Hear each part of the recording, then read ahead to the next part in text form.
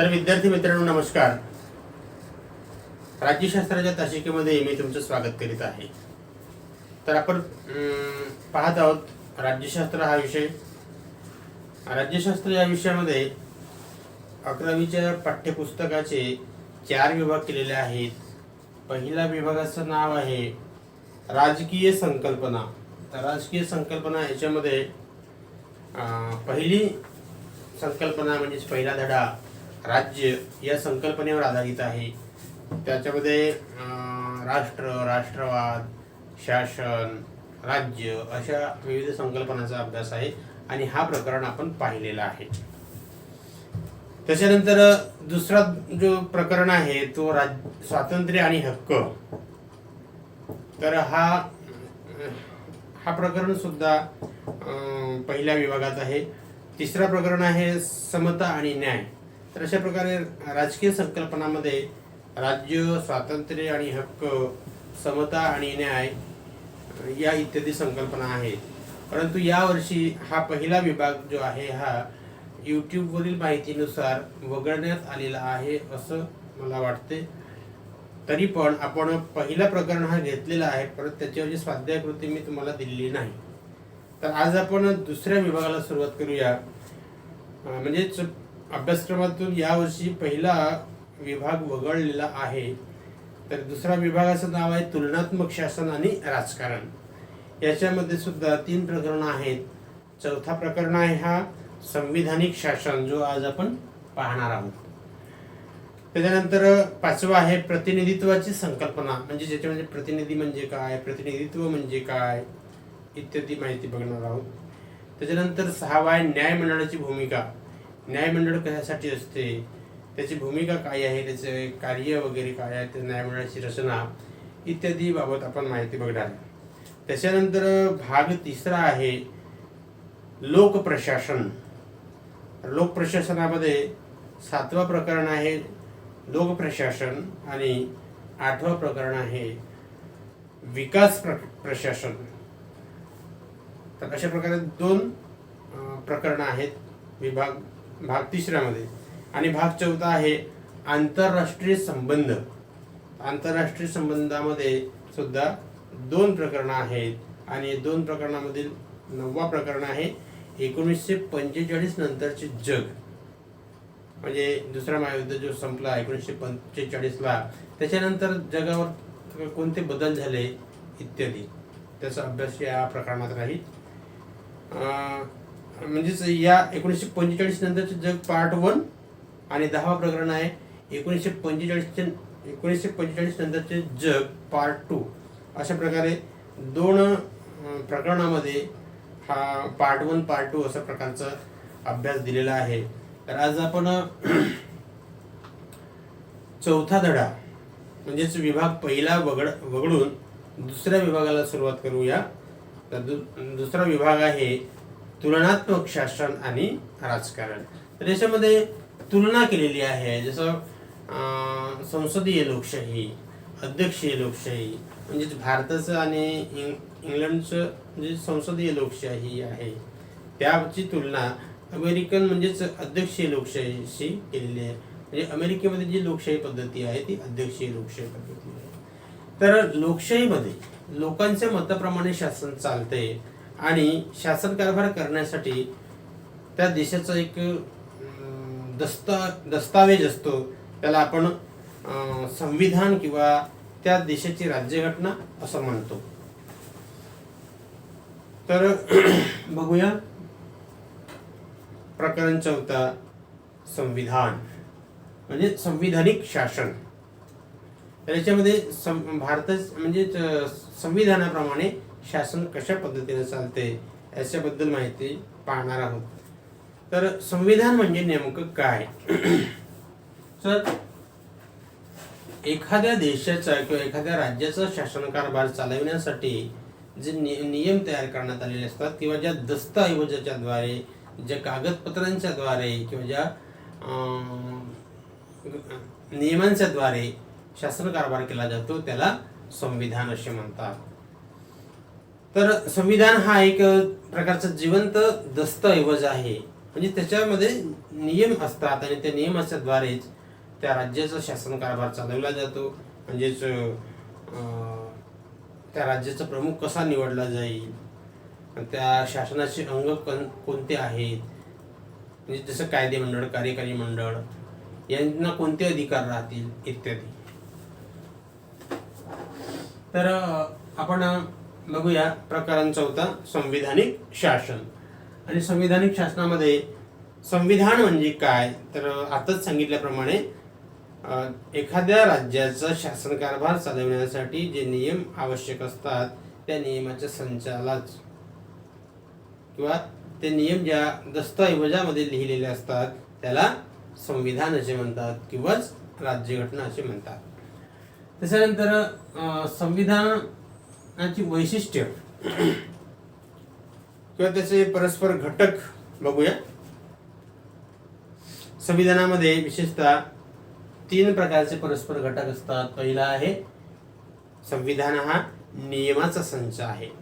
म्हणजे संविधानामध्ये नियम असतात, त्या नियमाचा संच असतो. जसं भारताचं संविधान आहे याच्यामध्ये 395 अनुच्छेद म्हणजे 395 कलम आहेत आणि या कलमांचा जो समुच्चय आहे त्याला संविधान असे म्हणतात.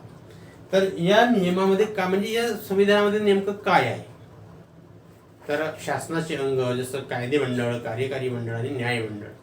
कायदेमंडळाची निर्मिती कशी करायची झाली किंवा कायदेमंडळाला कोणते अधिकार असतील, कोणत्या नियमाप्रमाणे कायदेमंडळ काम करेल वगैरे वगैरे.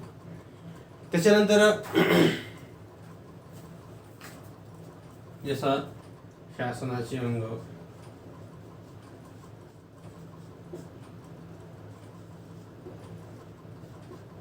किंवा शाखा, एक आहे कायदेमंडळ,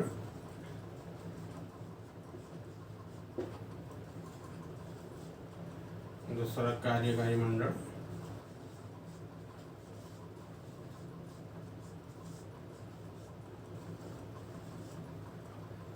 आणि तिसरा आहे न्यायमंडळ.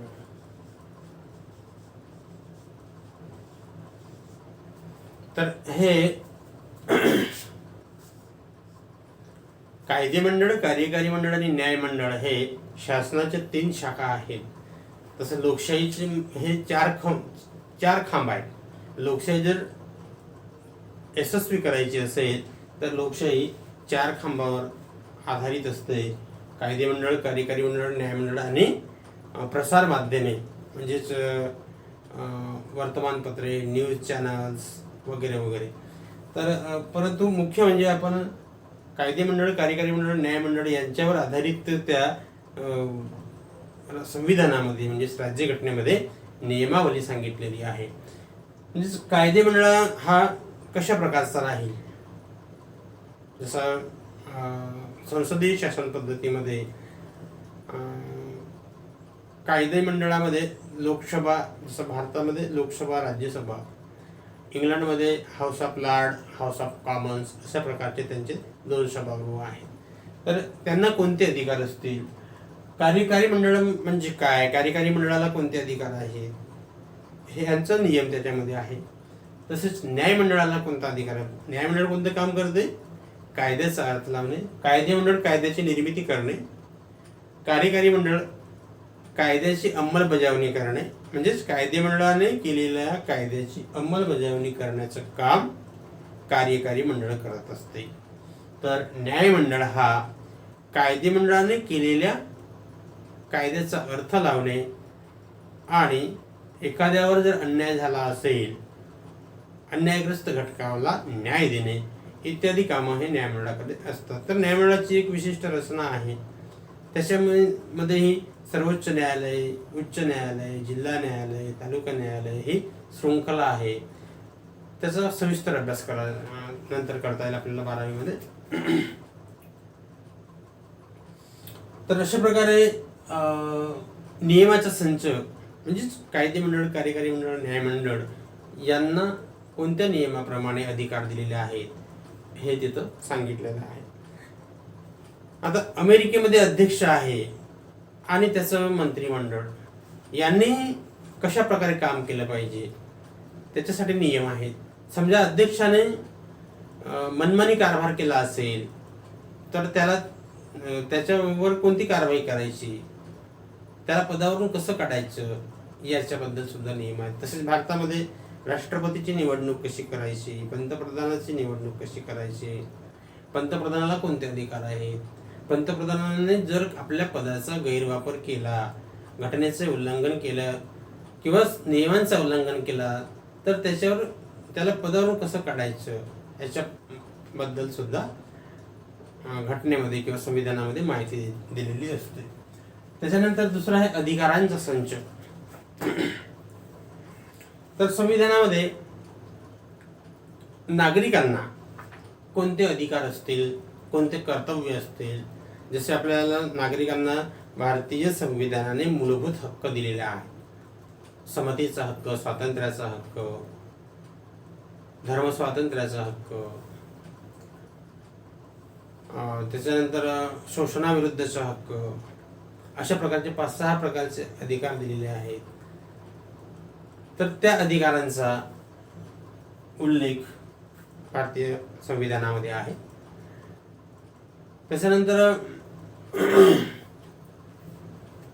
मूलभूत कर्तव्ये म्हणजेच नागरिकांना कोणते कर्तव्य असतील याच्याबद्दल सुद्धा संविधानामध्ये माहिती दिलेली आहे. अधिकारामध्ये स्वातंत्र्याचा हक्क दिला आहे, बोलण्याचं स्वातंत्र्य दिलेलं आहे, परंतु कसंही बोलता येत नाही. म्हणजेच भाषण स्वातंत्र्य दिलं असेल तर भाषण स्वातंत्र्य करताना त्याच्यावर काहीतरी बंधने ठेवलेली आहेत.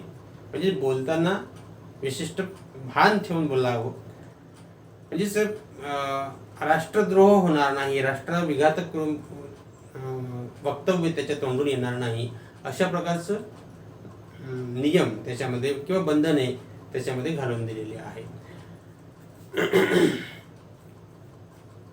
त्याच्यानंतर उद्दिष्ट आणि तिसरं आहे उद्दिष्ट आणि मूल्यांचा संच. तर संविधान हा नियमांचा संच आहे, अधिकारांचा संच आहे. म्हणजे संविधानाच्या माध्यमातून भारतातील नागरिकांना किंवा ज्या देशाच्या संविधान असेल त्या देशातील नागरिकांना अधिकार बहाल होतात. त्या राज्यांना अधिकार म्हणजेच संविधानाच्या माध्यमातून कायदेमंडळाला अधिकार दिले जाते, कार्यकारी मंडळाला अधिकार दिले जातात, राष्ट्रपतीला अधिकार दिले जातात, पंतप्रधानाला अधिकार दिले जातात, नागरिकांना अधिकार दिले जातात. ज्या ज्या संस्थांचा तिथे समावेश केलेला आहे त्या संस्थांना सुद्धा अधिकारांची प्राप्ती ही संविधानाच्या मार्फत होते. जसं घटक राज्यांना कोणते अधिकार असतील त्या अधिकारांचा समावेश त्या संविधानामध्ये असतो. नागरिकांना कोणते अधिकार असतील त्यांचा समावेश त्याच्यामध्ये असतो. नागरिकांना कर्तव्य कोणती, मार्गदर्शक तत्वे कोणती, या सर्वांचा समावेश या संविधानामध्ये असतो. त्याच्यानंतर तिसरा उद्दिष्ट व मूल्यांचा संच. तर भारतीय संविधानाची जी प्रास्ताविका आहे, जी आपण प्रार्थनेच्या वेळेस दररोज म्हणतो, त्या प्रार्थनेच्या वेळेस म्हणजेच उद्दिष्ट ठरवून दिलेली आहेत. आम्ही भारताचे लोक, भारताचे एक सार्वभौम, म्हणजेच ते उद्दिष्ट ठरवून दिले, सार्वभौम समाजवादी धर्मनिरपेक्ष लोकशाही गणराज्य घडविण्याचा, म्हणजे हे त्यांचे उद्दिष्ट झाले. तर उद्दिष्ट व मूल्य यांचा संच आहे संविधान. म्हणजे त्याचप्रमाणे स्वातंत्र्य, समता, बंधुता, न्याय, एकता, अखंडता इत्यादी प्रकारचे मूल्य भारतीय संविधानाने ठरवून दिलेले आहे. इंग्लंडचा जर विचार करायचा झाला तर म्हणजे जगामध्ये प्रत्येक घटक राज्याची किंवा प्रत्येक देशाची, प्रत्येक राज्याची संविधान हे असते. फक्त इंग्लंड असा एक म्हणजे युनायटेड किंगडम असा एक देश आहे की ज्याची राज्यघटना लिखित स्वरूपाची नाही, अलिखित स्वरूपाची आहे. जसं भारतामध्ये पंतप्रधानाची किंवा राष्ट्रपतीची नेमणूक करायची असेल तर त्याच्यासाठी निवडणूक प्रक्रिया सांगितलेली आहे. परंतु इंग्लंडचा जो सर्वोच्च प्रमुख आहे तिथला राजा किंवा राणी याची निवड प्रक्रिया करण्यासाठी नियम सांगितलेले नाही आहेत. तर ज्या रूढी, प्रथा, परंपरा आहेत म्हणजे त्या देशाचा एक राजवंश आहे त्या राजाचा वंश म्हणजेच आता जो राजा असेल त्याच्या मृत्यूनंतर त्याचा मुलगा हा त्या राज्याचा किंवा त्या देशाचा सर्वोच्च प्रमुख असतो. तो मेल्यानंतर त्याची पत्नी म्हणजेच महाराणी ही त्या देशाची सर्वोच्च प्रमुख असते. त्याच्यानंतर देशाचा शासन कारभार चालवण्यासाठी प्राईम मिनिस्टर याची तरतूद करण्यात आलेली आहे. ती सुद्धा संकेताच्या द्वारे, रूढीच्या द्वारे, परंपराच्या द्वारे, त्याच्यासाठी म्हणजे विशिष्ट निवडणूक प्रक्रिया सांगितलेली नाही. फक्त एवढे प्रथा आहे की कायदे मंडळामध्ये ज्या पक्षाला बहुमत मिळेल त्या पक्षाचा नेता हा पंतप्रधान होईल. अशा प्रकारची ती रूढी, प्रथा, परंपरा आहे. त्याच्यामध्ये काही भाग हा लिखित आहे, परंतु बहुतांश भाग हा अलिखित आहे. म्हणून इंग्लंडच्या राज्यघटनेला अलिखित राज्यघटना असे म्हणतात.